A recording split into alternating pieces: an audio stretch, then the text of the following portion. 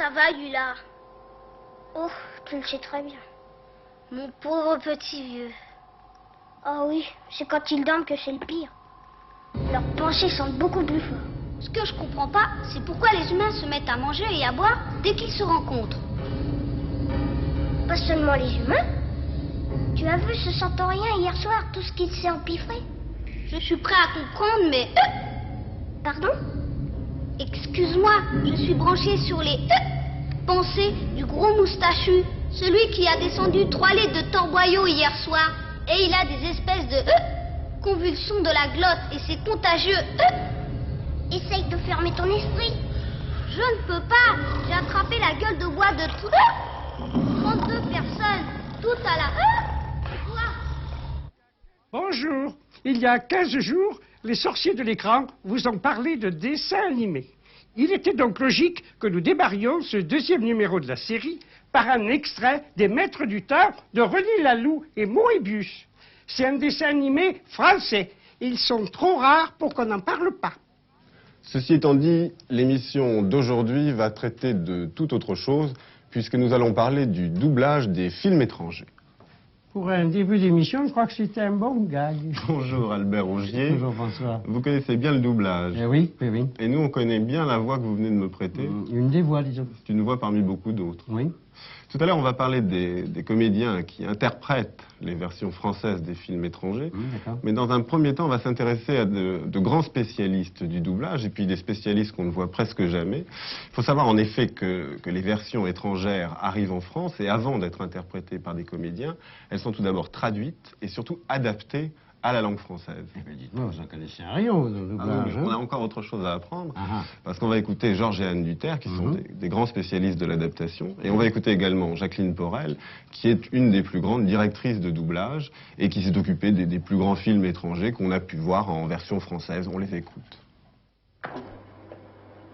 Morning, Byron. I hope you have some good news for me. This case has been hanging fire for 4 months. No, I'm afraid it's one of those rare cases where an insurance company must laugh and lump it. Voilà. D'accord. Bon, voilà, je pense que Voilà, on va travailler reprends, là-dessus. oui, Hein. oui, Tu veux le réécouter un peu? Non, ça va. Ça va, bon. Bon alors, tu vois, d'après le montage, hein, ils ont monté ça très, très cut. Il y a une réaction de l'assureur. C'est le gag de finale qui est C'est le gag compte, final, hein. donc Alors, il faut on travailler y va. la phase finale. Oui. Alors moi, je pensais qu'on pouvait mettre une chose comme ça. Vas-y, on y va. Bon, il se rassoit, alors il lui propose, évidemment, il explique qu'il faut beaucoup payer, que la compagnie d'assurance doit... Donc un maximum. C'est ça, exactement. Donner à- Mais alors, il a choisi une petite formule très drôle, et il est tellement content de la préparer qu'il en bégaye d'avance, tu veux. Oui, mais alors, écoute, je te préviens qu'il faut les couvrir, combler, hein. d'accord. Bon, alors, j'essaye un truc, hein, on va voir. J'ai hélas l'impression que ce sera une des rares occasions où une compagnie d'assurance doit absolument mettre le paquet. Non, tu peux pas faire de stop. Pas de stop.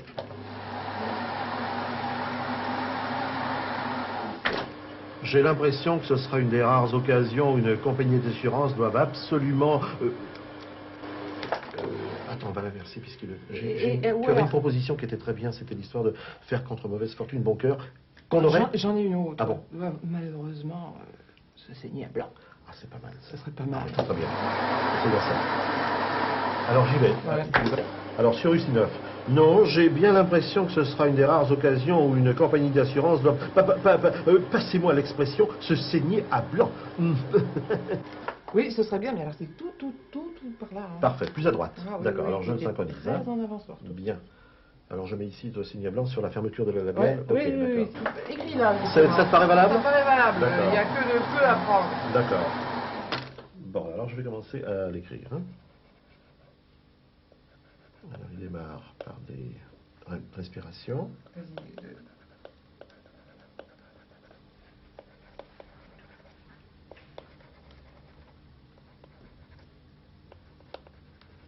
Est-ce qu'il est prévu pour toi? Non, il n'est pas prévu. Ça va, là. jusque-là c'est bon. Hein.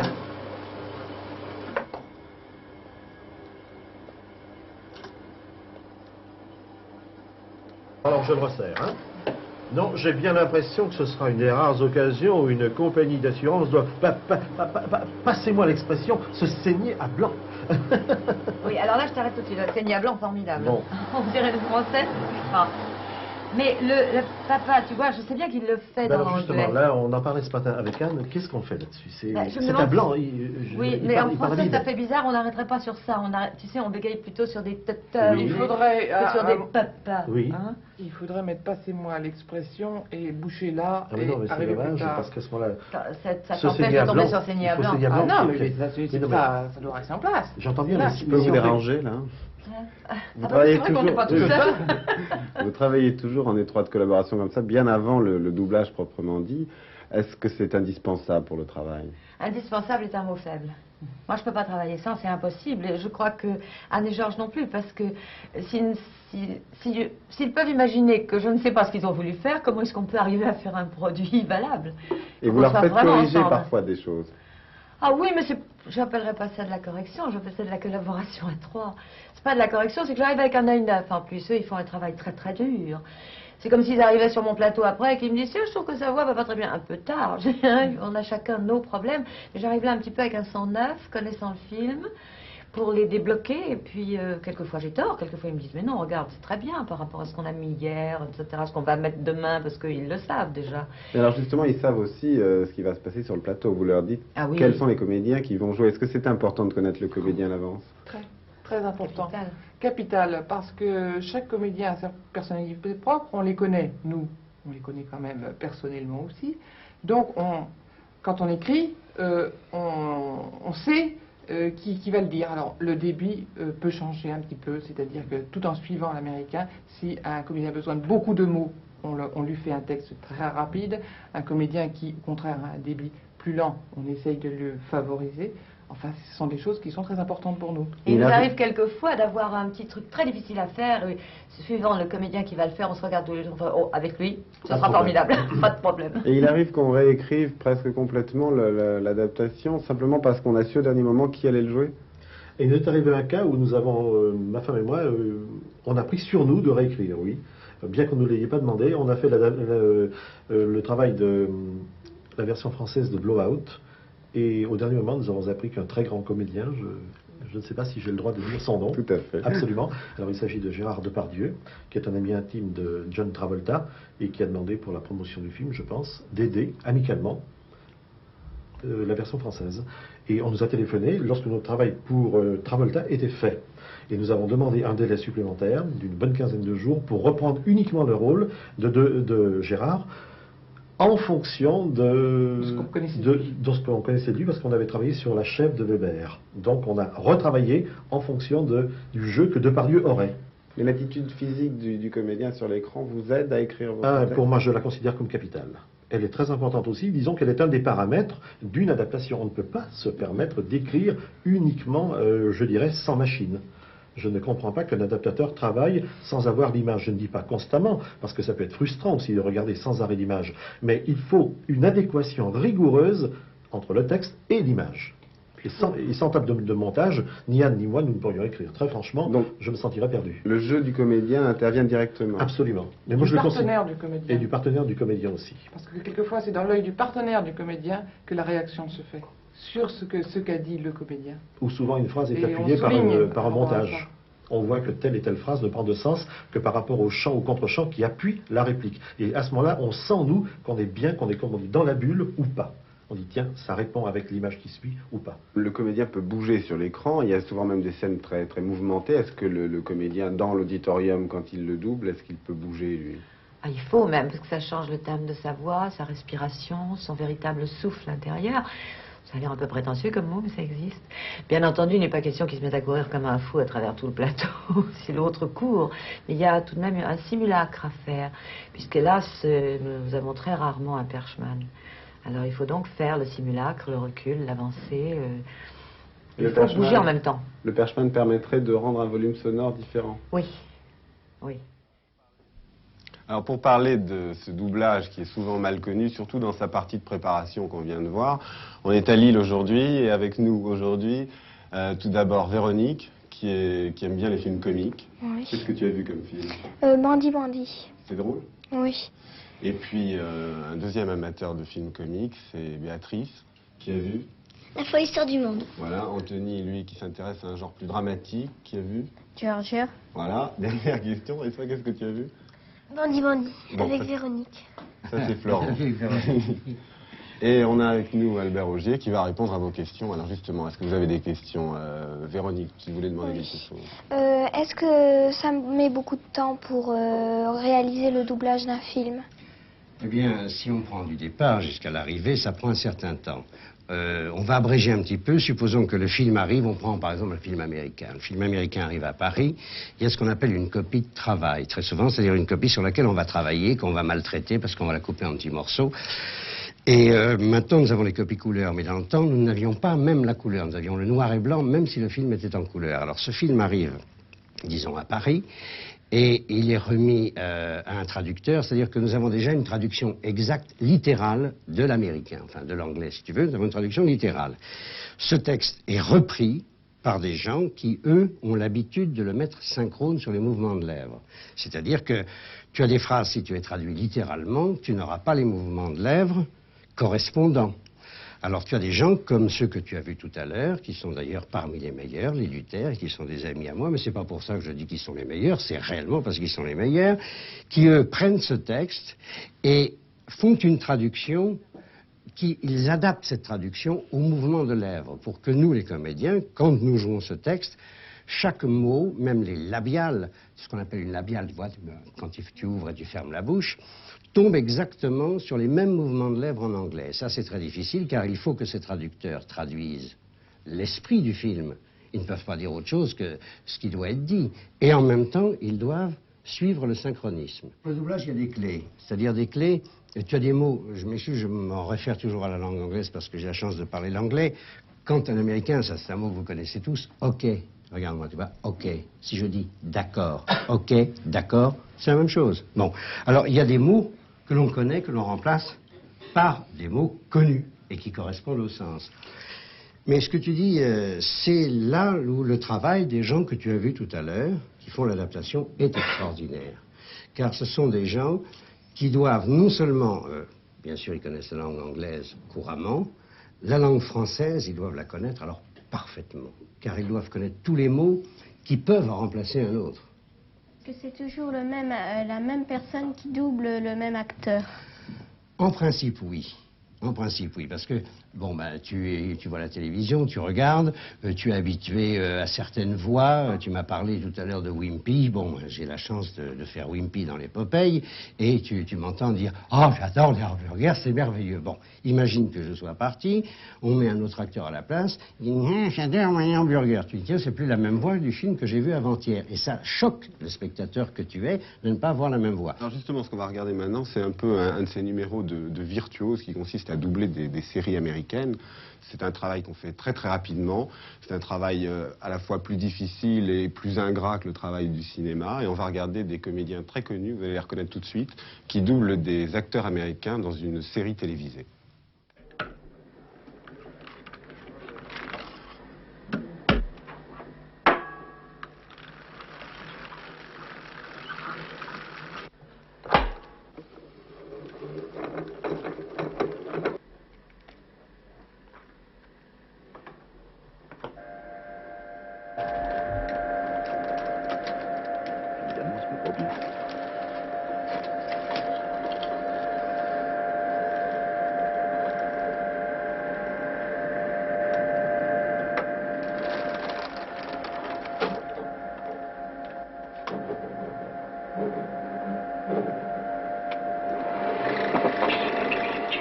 Guilty of 9 counts of murder in the first degree. D'apologie du meurtre, such additional d'actes de and barbarisme barbarous acts that if it were in the power of this court to condemn you to the flames of eternal damnation, this court would do so without the slightest hesitation.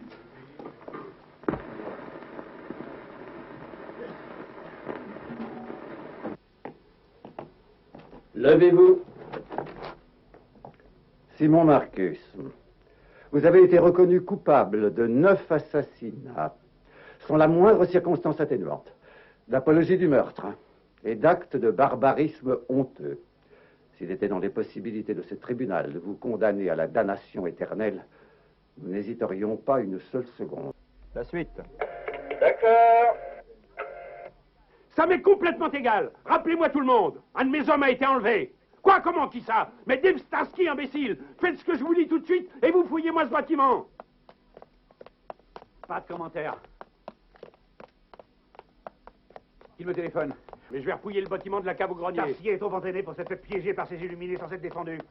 Quelqu'un a dû l'entendre. On l'a peut-être assommé par surprise. Sergent Hutchinson, les types téléphone. du labo sont déjà sur place. Le sang va peut-être nous apprendre quelque chose. Si c'est celui de Starsky, ça nous fera une belle jambe. On va déjà attendre que les types du labo nous donnent leur avis. Ils vont assez vite en général. Alors attendons. It's a special treat for you tonight.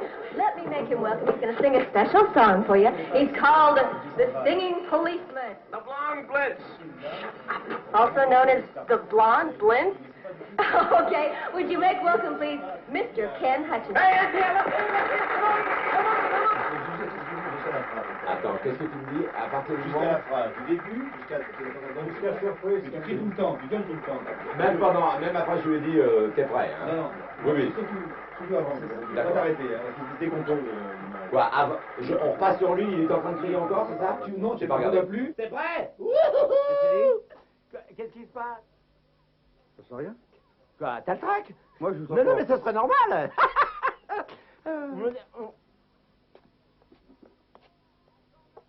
La tornade blonde! Attends, là, je t'en prie, hein.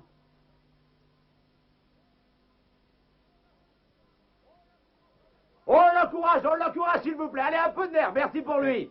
Encore, bravo! N'oublie pas ce que je t'ai dit, hein. Tu restes assis et tu écoutes. Mais bien sûr. Place à la tornade blonde! La nouvelle vedette de mon immeuble, applaudissez! Wouhou! Wouhou! Alors moi, j'aimerais bien que tous vous me disiez ce que vous pensez justement des films en version originale. Parce que à la télévision, vous pouvez voir des films en version originale, mais au cinéma, en province, on est obligé de voir les films en version française. Alors, qu'est-ce que vous préférez? On va commencer par Véronique. Moi, je préfère d'abord les films doublés parce que la version originale, c'est sous-titré donc. Et sous-titré, on lit et on fait pas vraiment attention à l'image. Donc, c'est beaucoup moins intéressant. Et puis, on peut pas toujours bien comprendre le sens du film. Et toi? Moi, c'est un petit peu comme Véronique. On lit ce qui est marqué en dessous. Puis des fois on n'a pas le temps de lire, ça passe très vite. Des fois c'est trop long, on a tout le temps de lire. Des fois quand on lit ça va tellement vite qu'on n'a presque pas le temps de voir l'image. Et toi Anthony? Je suis du même avis. Vous êtes toujours du même avis, mais pour le cinéma comme pour la télévision. Mais au nom de tous mes petits camarades, je vous remercie beaucoup. Et c'est aussi d'ailleurs notre impression, car quand on lit le texte, on n'a pas le temps de voir l'image, et quand on peut le lire, car souvent les sous-titres sont illisibles, surtout à la télévision. Au cinéma encore, on peut un peu lire les sous-titres, mais si on lit les sous-titres, on ne regarde pas le film. Donc, vous êtes, vous, la jeunesse, il faut les écouter, les jeunes ont toujours raison. C'est vrai, hein, Florence? Et des fois aussi, par exemple, il y a un dialogue qui se fait assez vite. Par exemple, je sais pas moi, des injures par exemple. Donc il y a les injures qui passent et comme on peut mettre que 2 ou 3 lignes des fois. Donc ça passe très très vite, donc on n'a même pas le temps de voir l'image ni de Faut pas lire. prendre les injures, faut pas prendre les injures. Non, c'est pas ça. Puis même des fois c'est trop bas. Quand on n'a pas une télé assez grande, le texte en dessous, des fois c'est partagé en deux. Et les films qui passent à la télévision en version originale, vous les regardez? On va demander à Florence là, qui n'a pas répondu. Ça t'arrive de regarder des films en version originale à la télévision? Quelquefois je regarde le début, mais après c'est pas marrant parce qu'on n'a pas le temps de voir l'image. Quelquefois on n'a même pas le temps de lire, donc c'est pas... Et dans l'ensemble, vous trouvez que les films sont bien doublés ou il y a des films qui vous paraissent complètement catastrophiques? Non, généralement ils sont très bien. C'est bien doublé. Enfin, c'est-à-dire que on n'a vraiment jamais vu de film tellement catastrophique, mais étant donné qu'on est déjà pris par le film et tout, moi dans Bandit Bandit, je peux dire que j'étais à la même séance que Florence, je n'ai pas remarqué de décalage.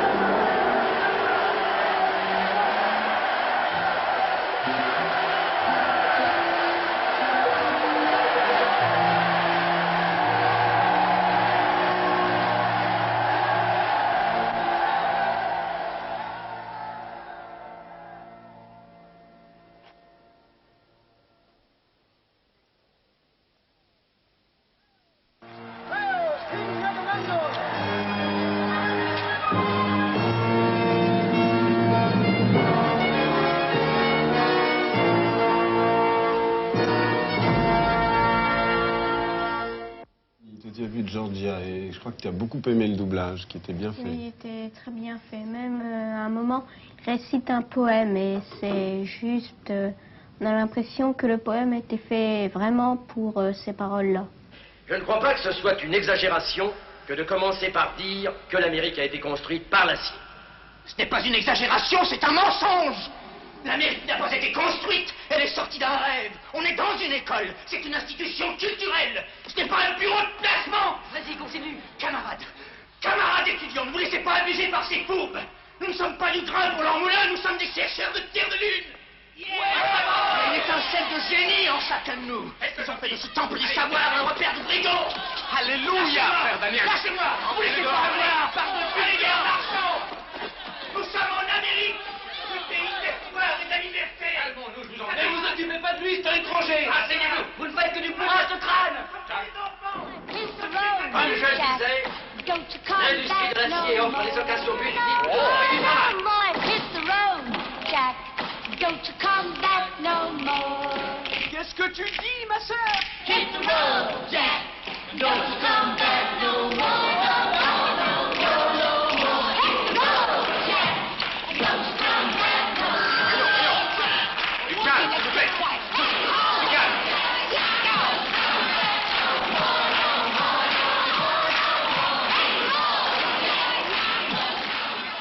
C'était Les Sorciers de l'écran, une excellente émission de François Duprat. assisté de... Marie-Dominique Bernoux. ont participé au tournage de la partie film. Évrard Verrecken et Gérard Lebel. Mais qui était donc l'équipe vidéo? La merveilleuse équipe de FR3 Lille. La lumière. C'était Denis Clerval. La ravissante script. Christine Campus. Les assistants. Christiane Fievé et Marco Zerla. Chargé de production. Christian Rue. La réalisation. Monsieur Christian Alba. Albert Augier, merci. Bonsoir. Au revoir.